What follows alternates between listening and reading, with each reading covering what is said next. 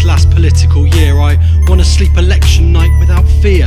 My eyes stinging with tears, wondering when the dust clears. What is it I will hear?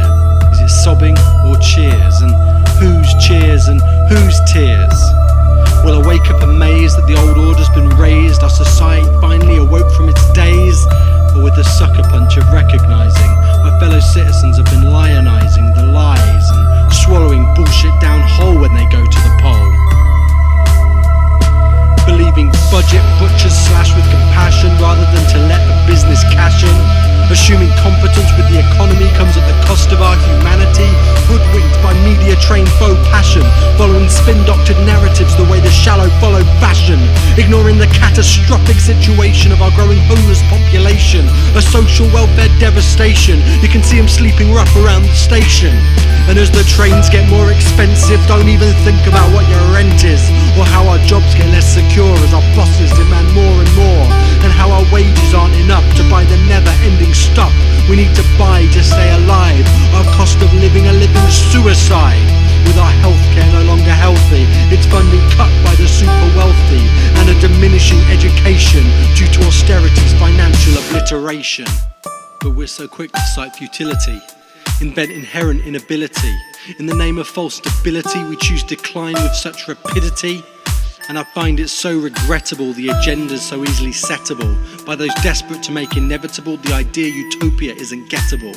But there's no evidence detectable revolution ain't selectable, even though the lofty oracles may denounce it as unelectable. And I must say I'm curious why it is we aren't all furious, and how it is so many seem contented with unnecessary inequality which could so easily have been prevented, instead becoming cemented like no alternatives have been invented which could have been implemented to untorment the now tormented. But each solution that's presented is always swiftly circumvented by the ones who all assented to the policies I've documented. We're abandoned and unrepresented, a selfish greed unprecedented. But we just go about our day like this destruction is okay. We shrug our shoulders, shake our head, avert our eyes from all the dead, normalise what should be scandals, legitimise economic vandals, as systematically they dismantle rights which underfoot they trample, and we pretend the mood is not so sombre. That's the propaganda we all conjure, as the wrongs keep getting wronger, the waiting lists keep getting longer, the vulnerable forsaken, fundamental rights keep getting taken, yet so many refuse to waken to the truth of our situation. All this corruption, all this bribery, my outrage could fill a fucking library.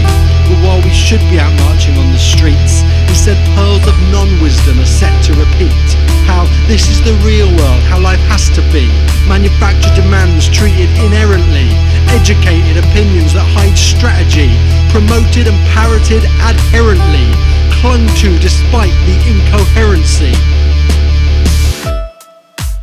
All hopes discarded in this cow paradigm of the self-harming Groundhog Day we vote for each time.